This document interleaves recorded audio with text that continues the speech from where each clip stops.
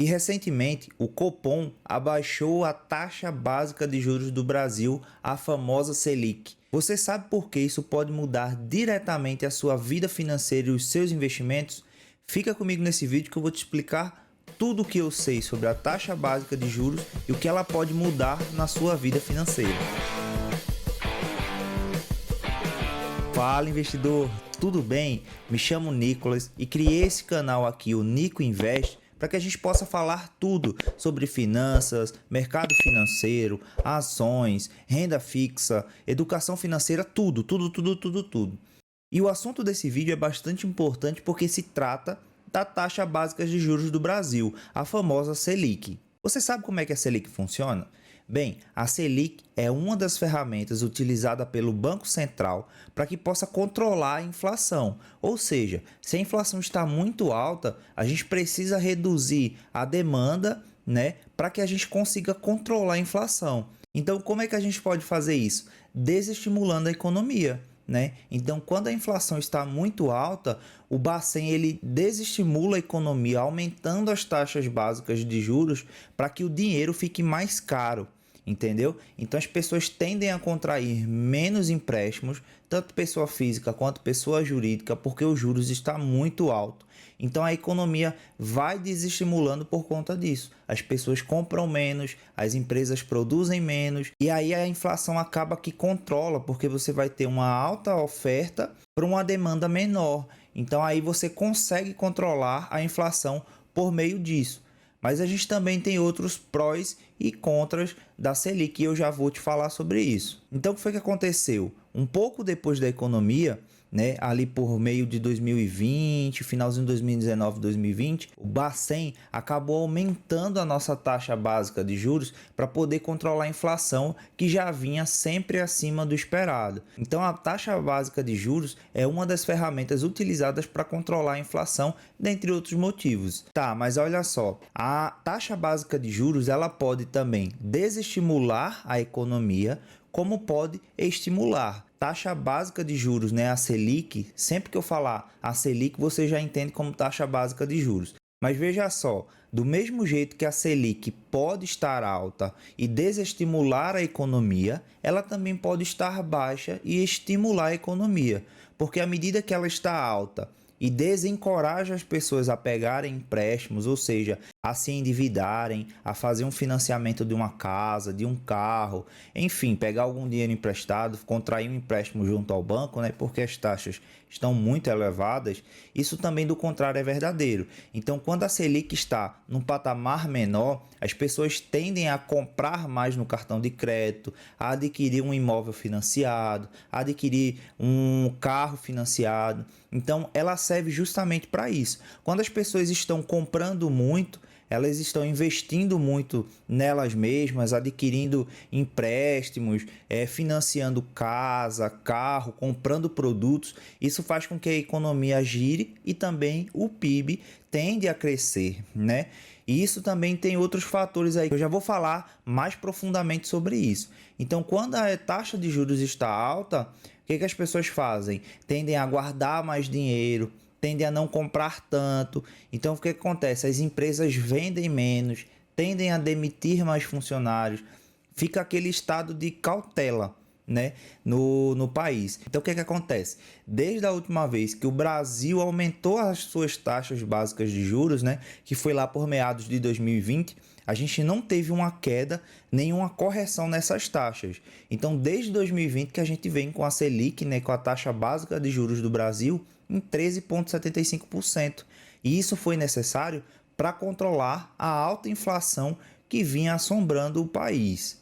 E aí vem os prós e também os contras de uma taxa Selic muito alta, Porque antes da gente chegar nesse patamar de 13,75%, a nossa taxa básica de juros, a nossa Selic, chegou a beirar o 2, 2,5%. Então foi uma alta muito bruta para que a gente conseguisse controlar a inflação, também derivada do coronavírus, que assombrou todo o planeta Terra, mas que no Brasil também ficou bastante complicado. Então, todos os países precisaram reajustar as taxas básicas de juros para que controlasse a inflação devido àquele episódio que aconteceu, né? Então, houve uma demanda muito alta para uma oferta muito baixa. Então, em todos os lugares aumentaram o preço de gasolina, materiais básicos, aluguéis, enfim. Então, o Bacen, que é o órgão que faz o uso da taxa básica de juros, né, a Selic, decidiu aumentar para 13,75%, tá? Então, não foi a taxa mais alta que a gente já teve, tá? A gente já teve a taxa Selic ali em 14%.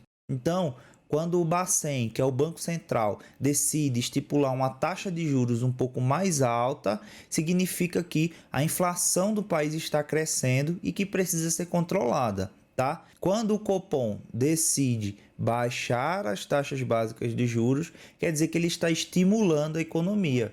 Então, qual que é o melhor momento para adquirir um empréstimo, para financiar um imóvel, para financiar um carro, tá? Lógico, cada um vai entender qual que é o melhor momento ali, mas se você for pensar racionalmente, tá? Qual que é o melhor momento para se financiar alguma coisa, para se comprar no cartão de crédito, para adquirir uma dívida, né? Seria quando as taxas de juros estivessem nos menores patamares possíveis, tá? Por quê? Com a taxa básica de juros lá embaixo, a gente consegue pegar empréstimo mais barato. Então a gente consegue ali juros mais atrativos para o nosso financiamento, para o nosso empréstimos, enfim. Já com a taxa um pouco mais alta, qualquer tipo de financiamento, de empréstimo que a gente for fazer, vai ser lastreado na Selic. Então, uma Selic de 13,75%, o seu empréstimo, no final das contas, vai ser um valor muito maior do que aquele que, se a Selic, por exemplo, tivesse nos 2%, você pagaria. Ficou claro até aí?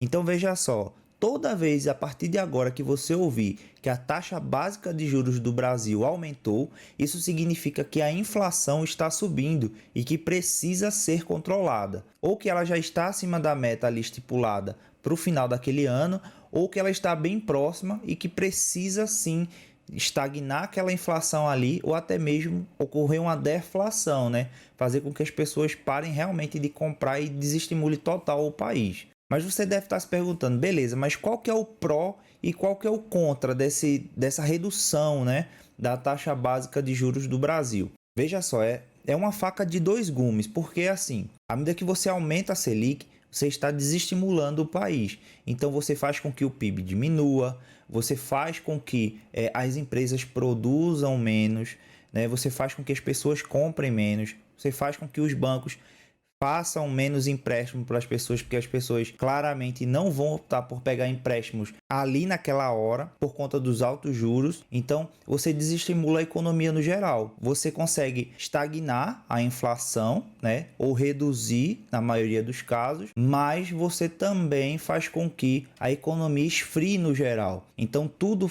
tende a ficar mais parado, o dinheiro se torna mais caro, né, financiamento, empréstimos, enfim, meio que a economia para por conta da alta taxa de juros, tá? Isso é um contra, tá, gente? Qual que é o pró? O pró é você conseguir controlar a inflação. Então, o preço das coisas não tendem a subir muito no curto prazo. Você consegue manter a inflação ali controlada, então você tem uma previsibilidade e estagnação no preço das coisas, né? Principalmente dos materiais básicos, tá certo? Esse é um dos prós e um dos contras. Eu vou falar outro. Já na área de finanças, você vai ter o pró de que os investimentos em renda fixa que são lastreados na Selic tendem a ser mais rentáveis. Ou seja, a bolsa de valores tende a cair porque as pessoas tendem a se expor menos em renda variável, porque a renda fixa está muito atrativa com um risco muito menor. E é por isso que, quando a taxa básica de juros, né, a Selic, está muito alta, as pessoas tendem a tirar o dinheiro da bolsa de valores e a aportar na Selic, né, num CDB, num CDI, porque elas estão lastreadas na Selic, né, que é uma taxa que, por exemplo, de 13,75% ao ano. É muito mais vantagem você, por exemplo, deixar o seu dinheiro num CDB rendendo 100% do CDI e, se num cálculo bem de padaria ali, bem grosseiro, rendendo 1% ao mês, com risco mínimo, né? Com risco quase zero. Então, o que acontece? A renda fixa, as pessoas tendem a procurar mais a renda fixa e menos a renda variável, né? Por mais que a renda variável, num histórico longo de 50, 60, 80 anos, vai superar e muito a taxa básica de juros do Brasil, mas as pessoas têm aversão ao risco, né? Porque a taxa de juros está alta, o dinheiro tá mais caro, tá mais difícil fazer dinheiro, então as pessoas ficam muito cautelosas. Com isso, elas se expõem menos ao risco, então prefere um rendimento ali ok, né, que é um rendimento de 13% ao ano no risco que tem a renda fixa, é muito bom. Então elas não se expõem ao risco de uma bolsa de valores, né, de ações, fundos imobiliários, enfim, e elas preferem essa segurança que está rendendo muito bem também. Porém, tem um contra nisso tudo também. A taxa básica de juros, ela sofre alterações diversas vezes no ano, né? A cada 3 meses, o Copom faz as reuniões para determinar se vai aumentar as taxas, se vai manter naquele mesmo patamar ou se vai diminuir. Então, a cada 3 meses, a gente tem uma ideia se a inflação está subindo, e aí eles aumentam a taxa para poder compensar. Se a inflação está estagnada, eles vão manter aquela taxa ali porque está no patamar ok, né? Que dá para controlar a inflação, ou se eles estão diminuindo porque a inflação está muito baixa, eles precisam aquecer a economia novamente. Então, quando a taxa básica de juros, né, a Selic, está mais alta, você vai ver renda fixa bombando. Todo mundo indicando você a comprar renda fixa. Os próprios estrangeiros mandam dinheiro para cá para comprar renda fixa, porque um rendimento de 13,75% ao ano, como vem desde 2020 até hoje, é um juros exorbitante, gente, tá? Que não é praticado em quase nenhum lugar do mundo, só no Brasil. Então eles pegam, por exemplo, a variação cambial e pegam a taxa básica de juros do Brasil e falam, pô, o Brasil está compensando colocar dinheiro lá. E aí começa a mandar dinheiro para cá, né? Mandar dólares e comprar renda fixa, enfim. Com isso, o dólar tende a cair.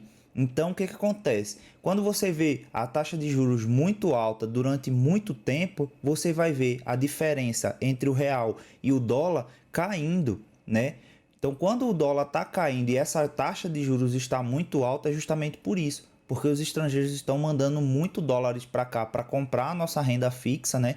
Para se expor à nossa renda fixa com risco quase que zero e uma rentabilidade exorbitante. É por isso que o dólar tende a cair. Porque nessa diferença de oferta-demanda, você vai ter uma demanda muito alta e uma oferta muito pouca, né? Então, consegue-se sim fazer com que o dólar caia perante ao real, né? Que o dólar desvalorize diante do real, justamente por isso, porque você vai ter uma taxa básica de juros muito alta, né? Todo mundo vai querer ganhar aquele rendimento ali sem quase nenhum risco, e é por isso que o dólar tende a cair. E isso é um ponto muito bom em relação à Selic alta, né? Tá, mas qual que é o ponto ruim numa Selic alta para nós investidores? É que como a Selic ela sofre alterações a cada 3 meses, se a gente se expõe mais em renda fixa e menos em renda variável, se em algum momento o Copom decidir baixar a taxa para 2%, por exemplo, e você colocou 60% do seu capital, é um exemplo, na renda fixa, e a partir do momento que o Copom baixa para 2%, o seu rendimento por ano também vai cair, né? Então não vai ser 13,75% ao ano, vai ser 2%. E aí quando você pega 2% ao ano e divide por mês, vai dar um rendimento mais ou menos ali por mês de 0,15 ao mês. Então é muito pouco, gente, tá? Não chega a ser 0,5%, né?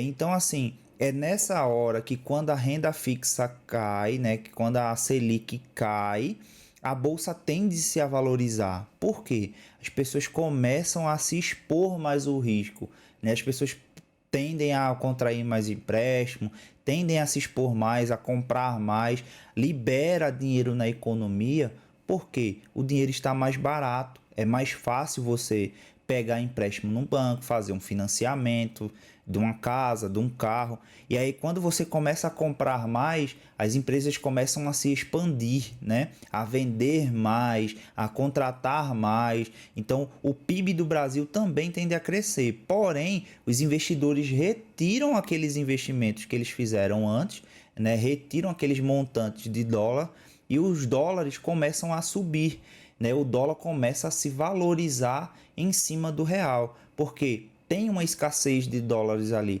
Você estava acostumado com X quantidade e à medida que os investidores estrangeiros retiram esses dólares da nossa economia, ele fica mais escasso. Com isso, o dólar tende a se valorizar perante ao real. Já na Bolsa de Valores, quando a taxa de juros está caindo, a Bolsa de Valores, né, as empresas em si, ações e fundos imobiliários, principalmente de tijolos, tendem a se valorizar mais. Por quê? Por mais que ele tenha um risco maior do que a renda fixa, né? Mas as empresas começam a ter resultados favoráveis, porque elas estão vendendo mais, elas estão contratando, estão expandindo, o Brasil está crescendo. Aquelas empresas que vendem em dólar, o dólar está mais caro, elas começam a ter uma margem de lucro maior. Então, para você se associar a essas empresas, na maioria das vezes, você vai comprar ações mais caras do que o normal quando a Selic está mais baixa, tá? Então, qual que é o melhor momento, por exemplo, para você comprar ações baratas? É quando a Selic está baixa e as ações estão super valorizadas, porque as empresas estão ali bombando, gerando muito caixa, distribuindo muito dividendo, ou quando a Selic está mais alta, né? E aí vira o foco da atenção dos investidores e o preço das ações tendem a cair. Porque os investidores, né, principalmente investidor estrangeiro, tendem a tirar o dinheiro da nossa bolsa de valores e se expor à nossa renda fixa, fazendo com que tenha muita oferta de ações e pouca demanda. Fazendo isso, você faz com que o preço das ações caiam, tá? Então, a nossa bolsa cresceu e cresceu muito desde a pandemia para cá, né? Voltou aos patamares ali do que estava antes da pandemia acontecer, porém, ainda não é o máximo que a gente consegue chegar, né? A meta de Selic, né, para o nosso ano de 2023 é de 12%. E é aí que impacta diretamente na sua vida uma Selic alta ou uma Selic baixa. Deixa eu só te dar um exemplo. Quando a Selic está muito alta, as pessoas tendem a tirar o investimento da Bolsa de Valores e comprar mais renda fixa, né? É nesse momento que as ações desvalorizam mais, fundos imobiliários de CRIs, né, de papéis, se valorizam porque eles são atrelados à nossa taxa. Porque eles são atrelados à nossa taxa básica de juros, então as pessoas tendem a comprar fundos imobiliários ali de papéis, né? E esquecem dos reais valores, que são empresas centenárias, que são empresas que pagam bons dividendos, em setores perenes, empresas que estão com projetos maravilhosos para o futuro. Então as pessoas meio que esquecem isso e correm para o que está dando mais retorno, que naquele momento é a Selic, né? E é aí que entra as oportunidades. Enquanto todo mundo está procurando a renda fixa, os tubarões, né, os mais experientes do mercado, começam a comprar muitas ações, porque está todo mundo vendendo aquelas ações sem nenhum motivo para colocar o seu dinheiro, o seu capital na renda fixa.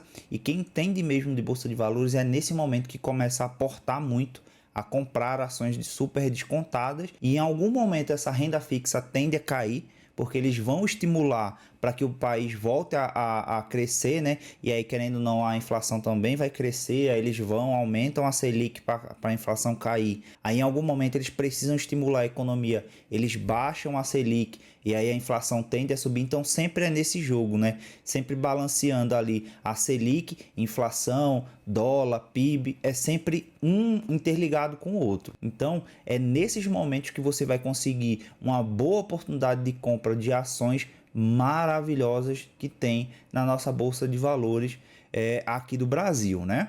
Então, o que a gente deve fazer diante desse cenário? Na verdade, não só desse cenário, no geral, a gente tem que sempre diversificar a nossa carteira, com um pouquinho em renda fixa, um pouquinho em dólar, um pouquinho em ações, aqueles que gostam de se aventurar mais um pouquinho em criptomoedas, né? Por quê? Quando a Selic está muito alta, aquele pouquinho que a gente colocou ali, por exemplo, na renda fixa, vai supervalorizar. Por mais que as nossas ações caiam um pouco, aqueles rendimentos ali da renda fixa, naquele dinheiro investido na renda fixa, vai valorizar, né? Então, quando a taxa cair, aí as nossas ações tendem a subir. Por mais que aquele rendimento da renda fixa tenda a cair, as nossas ações tendem a subir. Então, a diversificação vai proteger você disso, né? De se expor somente a um ativo. Não, você vai estar se expondo à renda variável, à renda fixa, né? A fundos imobiliários, a, sei lá, a dólar, a investimentos no estrangeiro. Você tem que montar uma carteira de modo que você se exponha, tá, dentro de um gerenciamento de risco ali criado por você, de um gerenciamento de carteira criado por você, para que você se exponha um pouquinho em renda fixa, um pouquinho em renda variável, um pouquinho de investimento no estrangeiro, seja comprando dólar, ações no estrangeiro, dos Estados Unidos, enfim, um pouquinho em criptomoedas, um pouquinho em renda fixa. É você que vai determinar qual que vai ser a sua carteira, tá? Geralmente o povo faz 25% em cada para tornar um 100% ali de uma carteira bem diversificada, né? Então, a gente chega na nossa conclusão final aqui sobre a redução da taxa básica de juros, né, a Selic. Já era um movimento esperado pelo mercado, tá? Mesmo depois de 3 anos mantendo ali em 13,75%, eu creio que a nossa inflação já deu uma estagnada, né? E a gente consegue sim, baixando a Selic ali aos poucos, dosando essas descidas sem causar nenhum estardalhaço na economia, né? Então, quem só tem renda fixa, fique atento, porque as taxas básicas de juros tendem a cair, tá? Tendem a ir para um patamar ali de 8%, tá? 6%, que é a média de todos os tempos da Selic. Então, tome cuidado, tá? Se exponha com bastante segurança a diversas áreas, renda fixa, renda variável, criptomoedas, ativos internacionais, fundos imobiliários, porque em momentos como esse, sua carteira vai estar muito bem protegida e você não vai depender só da rentabilidade de um certo tipo de ativo, né? Só renda variável ou só renda fixa. É por isso que você precisa diversificar o seu patrimônio. Mas me fala aí, o que é que você achou dessa queda da Selic? A partir de agora, você acha que a renda fixa vai começar a cair brutalmente e a bolsa vai começar a decolar? Ou será que a gente vai ficar nesse patamar de 13,5%, 12% aí durante algum tempo, que não é uma rentabilidade ruim? Afinal, 12% ao ano numa renda fixa é muito alto. A gente está falando de um rendimento de 1% ao mês. O que é que você acha sobre a Selic ter caído? Deixa aí nos comentários que eu quero saber de tudo, tá? E se você ainda não se inscreveu no canal e assistiu até aqui, eu tenho certeza que esse conteúdo foi muito importante para você, para que você possa entender sobre a Selic. Então deixa seu like aí para que eu possa entender que eu estou no caminho certo, e o YouTube também, para que a gente possa estar sempre debatendo sobre esse assunto que é muito importante, que é finanças, né? Educação financeira. E o YouTube também divulga o vídeo para mais pessoas, fazendo assim com que todos estejam em sintonia e entendam o quão é importante a nossa taxa básica de juros, né? A Selic. Tá? Então, agradeço a todos que ficaram até aqui e até a próxima!